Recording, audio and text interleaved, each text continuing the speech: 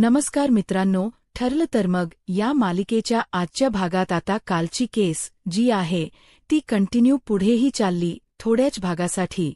तर पुढे आता सचिनचे जे काही आरोप असतात, जे की त्याने अस्मितावर केलेले असतात, ते आरोप अस्मिताला मान्य नसतात.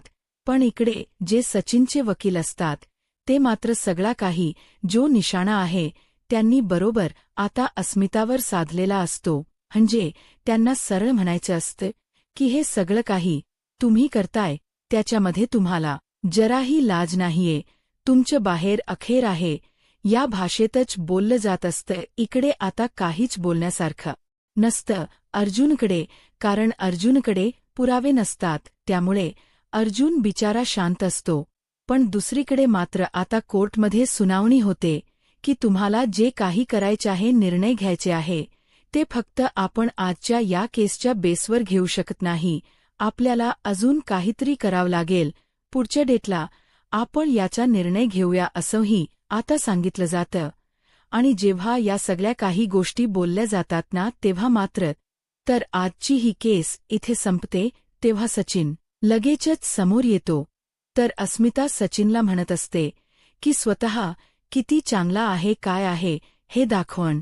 यासाठी किती अजून खालच्या थराला जाणार आहेस, किती मला बदनाम करणार आहेस. म्हणजे हे सगळं करताना तुला जराही लाज वाटत नाहीये का? तुला जराही कळत नाहीये का की हे सगळं तू काय करतोयस ते? असंही आता अस्मिता बोलत असते. त्यावर अस्मिताला तो म्हणत असतो की मी काही चुकीचं करतोय ना, असं मला वाटत नाहीये. जे काही आहे ते परफेक्ट चाललेलं आहे. आणि मी जर काही चुका केलेल्या नाहीयेत तर उघास ना माझ्यावर मी कोणतेही आरोप सहन करणार नाही, असंही आता तो बोलत असतो. तर दुसरीकडे मात्र सायली, त्याचबरोबर कल्पना या मात्र आता सचिनकडे पाहू लागतात. तर सचिन आता अर्जुनला सांगत असतो, काय मग, कसं वाटतंय? मग आता स्वतःला हरण्याचं फिलिंग येतं का? म्हणजे मला तर वाटतंय की तू हरला आहेस, पण आता ते एक्सेप्ट करायला तुला ते जड जात असणार आहे, हे सुद्धा मला लक्षात येतं. असंही आता सचिन जो आहे तो अर्जुनला बोलत असतो. सोबत अर्जुन शांत असतो, कारण अर्जुनकडे बोलायला आज ऑप्शन नसतो. कारण जे काही पुरावे कोर्टात सादर केले जातात ना, ते एकदमच भयंकर असे असतात. आणि हे सगळं सचिनने ठरवून केलेलं होतं. अर्जुन चैतन्याला कल्पना नव्हती की एवढं सगळं हा सचिन करू शकतो. पण सचिनने जे काही केलेलं होतं त्यामुळे मात्र आता अर्जुन जो आहे तो थोडा शांत असतो. तर दुसरीकडे मात्र आता चैतन्य म्हणतो की काय मग या सगळ्याचा तुला पस्तावा तर येत असणारच असे मला माहिती आहे, पण या सगळ्याचा उपयोग नाहीये, असंही आता बोललं जात असतं. आणि जेव्हा या सगळ्या काही गोष्टी बोलल्या जातात ना, तेव्हा मात्र आता इकडे अर्जुन हा शांत असतो. पण तिकडे सचिनला जे बोलायचं होतं ते सगळं काही बोलून तो गेलेला होता. आणि त्यानंतर आता इकडे सचिनच्या बोलण्याचं मात्र अस्मिताला वाईट वाटलेलं होतं.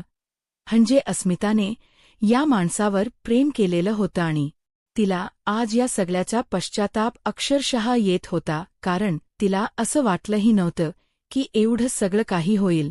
आणि तेव्हाच ना इकडे अर्जुनला तो म्हणत असतो की मला तर असं माहिती होतं की तू एकही केस जो आहे तो हरला नाहीये, पण आज तर मला तुझ्याकडे बघून वाटते की तुझं काहीतरी वेगळं सुरू आहे. म्हणजे तुला ही केस काही जिंकता येणार नाहीये, कारण माझ्यासमोर तुझा टिकावच लागणार नाहीये, असंही आता सचिन म्हणत असतो. आणि सचिनला इतका कॉन्फिडन्स असतो ना स्वतःवर की तो म्हणत असतो की बघ ना ही केस मी कशी जिंकतो ते, आणि तुला तर मी जिंकू देणारच नाही. आणि मी तर म्हणतो तू तर मान्यच कर की तू हरला आहेस म्हणून. असंही आता सचिन जो आहे तो मात्र तिथे बघून बोलत असतो. तर दुसरीकडे मात्र आता प्रिया जी आहे तिला कळत नसतं की काय करावं. ती थोडा विचार करत तिथेच बसलेली असते. तेच आता तिच्यासोबत असलेली तिची जी सवंगडी असते, म्हणजेच तिची आता नवीन झालेली इथली जेलमधली मैत्रीण, तिने बरोबर प्रियाच निरीक्षण केलेलं असतं. प्रियाकडे जेव्हा ती बघते तेव्हा प्रियाला म्हणत असते की काय कम मी बघते ते 4 नंबरवालीने जेव्हापासून ना आत्महत्येचा प्रयत्न केला आहे तेव्हापासून ना तुझ्या डोक्यात सुद्धा काहीतरी सुरू आहे. काय नेमकं सुरू आहे समजेल का मला असंही आता म्हटलं जात असतं. मग तेव्हाच ना इकडे मात्र प्रिया तिला म्हणत असते की तुला काय सांगू माझा ना मला पण थोडा विचार येतो. कसला विचार काय तर सांगशील तर समजेल ना. असंही आता बोललं जात तेव्हा प्रिया सांगत असते की मी प्रेग्नेंट आहे आणि मला मुद्दामून या सगळ्या काही गोष्टी माझ्या घरच्यांना कळू द्यायच्या आहेत आणि यासाठी मी हे सगळं प्लॅनिंग करते असंही ती आता म्हणत असते. म्हणजे मला ना सुचत नाहीये की काय करू. मला ना माझ्या घरच्यांना इथपर्यंत बोलवायचं आहे पण त्यासाठी डोकं काम नाही करत. माझं कसं बोलवता येईल म्हणजे त्यांना ना माझी गुडंच कळायला हवी. तर त्यावर तिला म्हणते ती एवढंच का. अरे एवढंच का. थांब तुझं काम ना मी आता असंच झटक्यात करते बघ. असंही आता जी कैदी आहे ना ती प्रियासोबत असते. ती बोलत असते ते प्रिया तर आता तिच्याकडे बघून चकितच होते. प्रियाला ती कानात हळूच आयडिया सांगते की नेमकं काय काय करायचं आहे ते. मग आता प्रियाला सुद्धा ही कल्पना आवडत असते पण प्रिया तिला म्हणते की तू जी कल्पना सांगितली आहेस ती तर चांगली आहे पण आता त्यासाठी मला काहीतरी इथे लागेल ना की ते करण्यासाठी. कारण तिला आता हाताची नस कापून घ्यायची असते आणि त्यासाठी हे सगळं काही करायचं असतं. त्यावर ती म्हणते या सगळ्यांनी माझ्या बाळाला आणि मला काही होणार तर नाही ना. त्यावर ती लगेचच म्हणते की नाही गेवढं काही होत नसतं. वरून थोडसं फाळायचं रक्त जरा आलं का लगेच हॉस्पिटलमध्ये ॲडमिट करतील आणि मग काय तुला जे हव्य ना ते तू करू शकतेस. असंही आता ती म्हणत असते. तेव्हाच ना मग आता नस कापण्यासाठी काहीतरी पाहिजे ना. तेव्हाच ती म्हणते की जरा थांब मी बघते ना. आणि असं बोलून ती आता तिला सांगत असते तू एका जागेवर बस मी काहीतरी सोक्षमोक्ष लावते. आणि तेव्हाच प्रियाला ती एका जागेवर बसवते. तिथे एक पाण्याच मडक ठेवलेलं असतं भरून. ते मडक ना ती जोरातच फोडते. त्याच्या कपच्या होतात आणि ते मडक फोडल्यामुळे त्याच्या ज्या काही कपच्या असतात त्या ती हातात देते आणि सांगत असते की बघ याच्याने तुझं काम होऊ शकतं. आणि तिने आता ते पुढे केलेलं असतं आणि ती सांगत असते की चल याच्याने तुझं काम करून टाक. आणि लगेचच मग तिने तो हात पुढे केलेला असतो आणि तिला आता हाच एक ऑप्शन असतो की चला आपल्याला नस कापून घेता येईल. आणि म्हणूनच मग तिने आता आपल्या हाताची नस कापून घ्यायचा प्रयत्न केलेला असतो. जी आता प्रियाची नवी झालेली कैदी मैत्रीण असते. ती मात्र जोरजोरात आवाज देऊन आता कांगावा करते की हे बघा हिने हाताची नस कापून घेतले. हिच्या हातातना रक्त येत्य. असं म्हटल्याबरोबर आता प्रिया हाऊस डोळे उघडून बघत असते आणि तिला कोणी बघते का हेही ती फॉलो करत असते. तेव्हाच तिच्या लक्षात येतं की इथे आपल्याला कोणीतरी बघत आहे. मग लगेच ती हवालदार असते ना तीही आरडाओरडा करत जाते की हिच्या घरच्यांना सांगायला हवं सोबतच आता हिला हॉस्पिटलमध्ये सुद्धा ॲडमिट करायला व घरात सखी जण येतात आणि प्रतिमाला घडलेला प्रकार सांगतात. प्रतिमाला जेव्हा घडलेला प्रकार समजतो ना तेव्हा ती म्हणते की म्हणजे आपल्या घरच्या जावई असून इतक्या खालच्या तराला जाऊन बोलतोय अस्मितावर थेट आरोप करतोय. हे किती चुकीच आहे. त्याचे आरोप ना एकदमच भयंकर आहे. त्यावर आता कल्पना म्हणते की तो आपल्या घरचा जावई आहे ना हे बोलायला सुद्धा आता लाज वाटते. म्हणजे त्याने कोर्टामध्ये जे काही आपल्या अस्मितावर आरोप केले ना ते भयंकर असे होते जे की कधीही संपणारे नव्हते. एवढे भयंकर आरोप त्याने केलेत ना काय सांगू. पण आता अस्मिता या सगळ्यामध्ये विचार करत असते जे की तिने कधीही केलेलं नव्हतं. त्या सगळ्या गोष्टी आता तिला सहन कराव्या लागत होत्या आणि या सगळ्याचाच तिला त्रास होत होता. पण आता दुसरीकडे पाहायला मिळत असतं की सायली म्हणत असते की त्याने असं केलं म्हणून त्याला आपण सोडून द्यायचं असं नाही. त्याला हलक्यात घ्यायला नको म्हणजे त्याला पोडगी द्यायची नाहीये म्हणून त्याने आता कुठपर्यंत मजल गाठली आहे बघताय ना. पण आपल्याला मुळात त्याच्या पोडगीची काहीच हौस नाही आपल्याला ना, त्याला सोडून द्यायचं आहे आपल्याला अस्मिताला. त्याच्यापासून सुटका हवी आहे आणि त्याचसाठी आपण करतोय. पण बघितलं ना एका पोडगीचा वापर त्याने कुठपर्यंत आणि कसा केला. त्याला ते सगळं काही आपल्याला द्यायचं नाहीये आणि त्यासाठी तर त्याने एवढं मोठं षड्यंत्र रचलेलं आहे असंही आता इकडे असणारी सायली म्हणत असते. तेव्हाच ना आपण त्याला हलक्यात घ्यायला नको. आपण पुढच्या येरिंगपर्यंत काहीतरी शोधून काढायला व जेणेकरून त्याची बोलती बंद व्हायला हवी. कारण आज आपण काही बोललो नाही याचा त्याला असा असर पडलेला आहे की तोच ही केस जिंकू शकतो. पण तुम्ही एवढे साधे सोपे वकील नाही आहात हेही त्याला आता दाखवून देण्याची गरज आहे असंही आता सायली अर्जुनला बोलत असते. अर्जुनलाही या गोष्टी पटत असतात. अर्जुनही आता सायलीला म्हणत असतो की नेक्स्ट आपण पूर्ण विचार करून सगळं काही करूया. इकडे ही लोक बोलत असतानाच ना अचानकपणे फोन वाजत असतो. अचानक फोन वाजल्यामुळे ना आता कळत नसतं कल्पनाला कोणाचा फोन आलाय. अननोन नंबर असतो म्हणून कल्पना 1-2 वेळा फोन कट करते. दुसरीकडे अश्विन आणि अर्जुन एकमेकांकडे बघत असतात. त्यांना कधी कधी ना संशय येतो की या प्रियाचा काही भरोसा नाही. कोणही फोन करू शकते आणि कल्पनाला आपल्या प्रेग्नन्सीची न्यूज देऊ शकते. मग आता पुन्हा फोन वाजतो. त्याबरोबर आता कल्पना कॉल रिसीव्हच करते. इथे मात्र अश्विन आणि अर्जुन एकमेकांकडे पाहत असतात. कल्पनाला फोनवरील बोलणं ऐकून खूप मोठा धक्का बसलेला असतो. कल्पनाला आता सुचत नसतं की काय करावं. कल्पना एवढ्या मोठ्या धक्क्यात जाते ना की लगेचच आता तिला अश्विन सावरत असतो. अश्विन कल्पनाला म्हणत असतो की मॉम काय होत्या.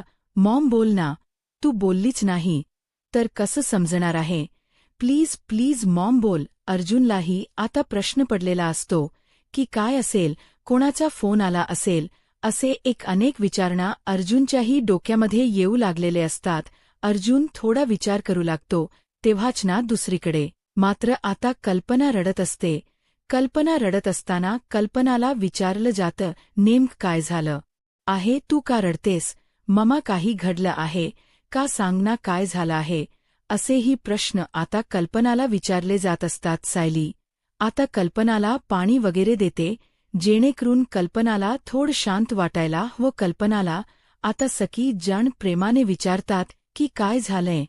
तू रडते कशाला आहे. तू का रडतेस हे कळल्याशिवाय आम्हाला कळणार आहे का नेमकं काय झालं आहे ते. तेव्हाच्या आता कल्पना सांगत असते माझी मैत्रीण तेजश्री तिचा फोन आला होता. तेजश्रीच्या तरुण मुलाचा ॲक्सिडेंट झाला आहे आणि तो जागीच मृत्यू झाला आहे.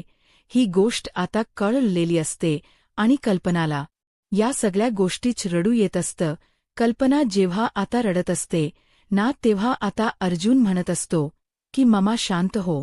पण आता अश्विन सांगत असतो की चल मी तुझ्याबरोबर येतो आपण जाऊया. पण आता कल्पना म्हणत असते की नको तू नको येऊस. यांना कॉल कर, यांना मी सोबत घेऊन जाते. असंही आता कल्पना बोलत असते. कल्पनाला खूप जास्त रडू येत असतं. तिला आता त्रास होत असतो.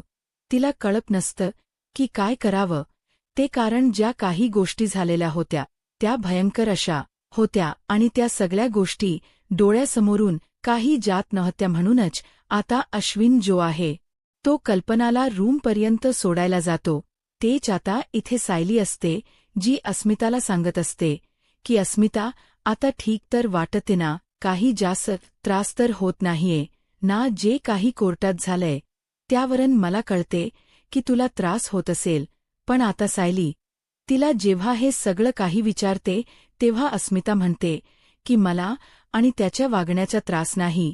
मला ना आता सवय झाली आहे त्याच्या या सगळ्या वागण्याची.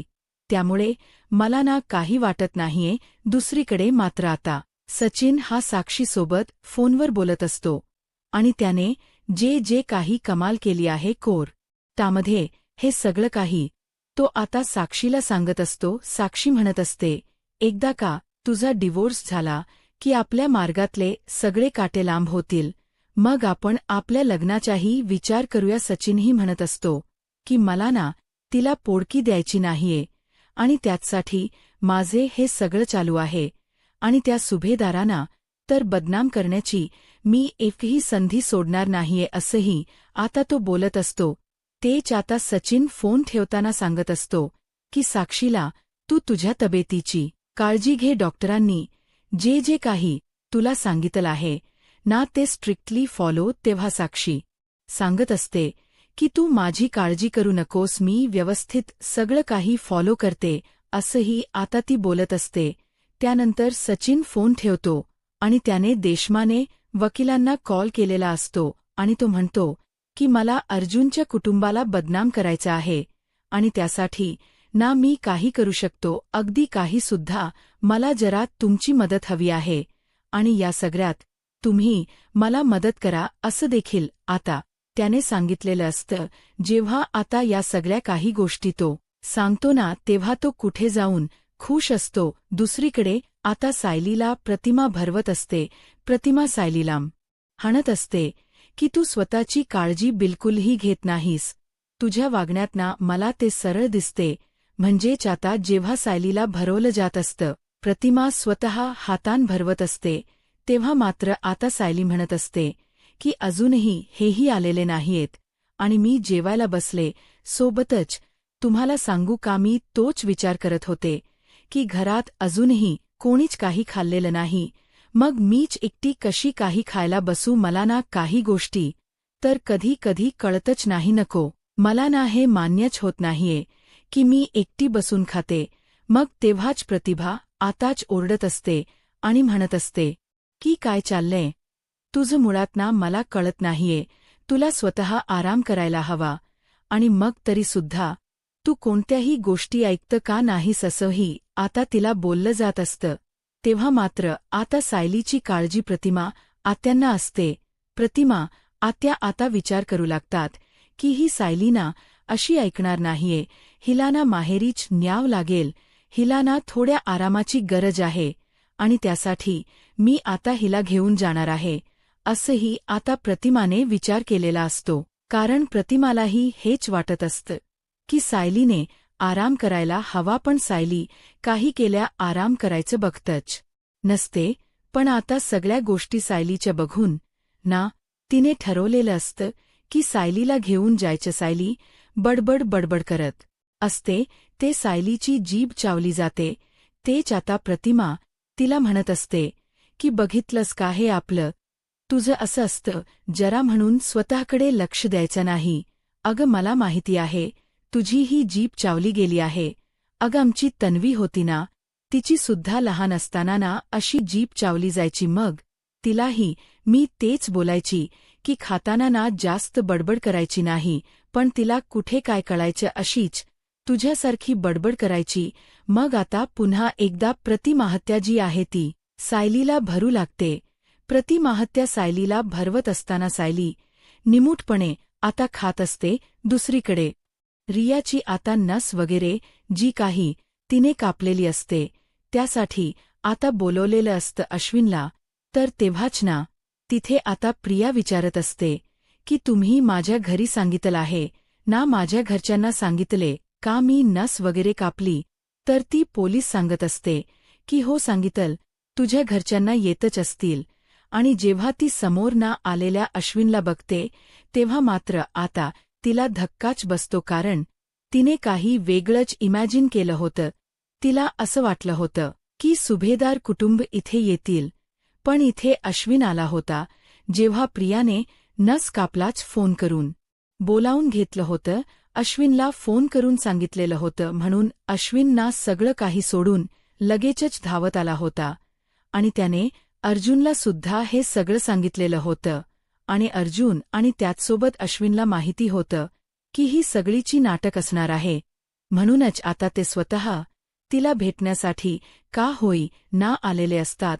तेव्हाच ना आता लगेचच अश्विन तिथे येऊन म्हणत असतो, काय मग तुला असं वाटत असेल की तू या सगळ्या काही गोष्टीच्या आहे त्या अशाच आमच्याबरोबर लाजशील, तुझी ही नाटक ना आम्ही ओळखून आहोत.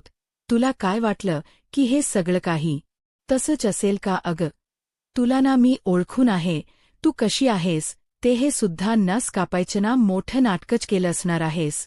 तू कारण मी तुला ओळखून आहे, मग तेव्हाच नाही, असे स्टंटणा माझ्यासमोर पुन्हा करत जाऊ नको असं देखील आता डायरेक्टली त्याने सांगून टाकलेलं असतं.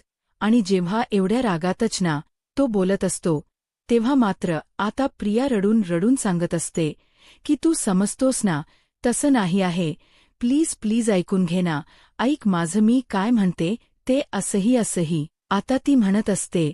आणि जेव्हा या सगळ्या काही गोष्टी ती बोलत असते ना, तेव्हा मात्र आता तिथे असणारा अर्जुन म्हणत असतो की अगर तुझी जी काही नाटकं आहेत ना, ती आम्ही बरोबर ओळखून आहोत की तू कुठच्या थराला जाऊन काय काय करते. अर्जुन तिथे असणाऱ्या पोलिसांना विचारतो की हिच्या हाताला जे कट झालं होतं त्यामध्ये मला तुम्ही एक गोष्ट सांगा की काय आहे नेमकं, म्हणजे पूर्ण तिने जास्त घेतलं होतं का, फाडून खोलवर जखम होत होती का, हेही आता विचारलं जात. तेव्हा ते सांगतात की नाही, हलकसं वरच फक्त टच होतं, बाकी खोलवर काही जखम वगैरे नव्हती असंही आता सांगितलं जातं. मग तेव्हाच ना अर्जुनला कळतं की बघितलं का, हिने फक्त हे स्टंटबाजी केली आहे आपल्याला मुद्दामून इथपर्यंत बोलवण्यासाठी. हिला काय आपण आता ओळखतोय का, ही आपण आदिसीला ओळखून आहोत, ही काय काय करू शकते ना, आणि या सगळ्या काही गोष्टी. त्यामुळे तुला असं वाटत असेल की आम्ही या सगळ्यामध्ये अडकू, तर हा तुझा भ्रम आहे. आणि पुन्हा पुन्हा जर असं काही करायचा प्रयत्न केलास ना, तर तुझ्यावर दुसरी केसही टाकू, कारण तुला तर चांगलंच माहिती आहे की हे असं खोट बोलून इथे बोलवणं हे किती चुकीचं आहे. ते मग त्या सगळ्या गोष्टींना एक एक करून ओपन करू आणि तुला इथून कसं बाहेर पडता येणार नाही ना, याचा पुरेपूर मी उपयोग करेन असंही आता अर्जुन सांगितलेलं असतं.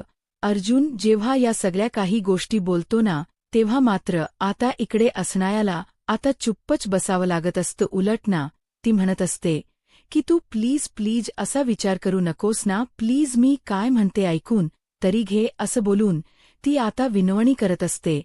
आणि जेव्हा ती विनवणी करत असते ना, तेव्हा मात्र आता अर्जुन म्हणत असतो, मग लक्षात ठेवायचं, इथून पुढे जोही काही विचार करशील ना इथे बोलवायच्या, तुला माहिती आहे तू प्रेग्नन्सीच खोट नाटक करतेस आणि हे नाटक जे आहे ना ते आम्ही खपवून घेणार नाही.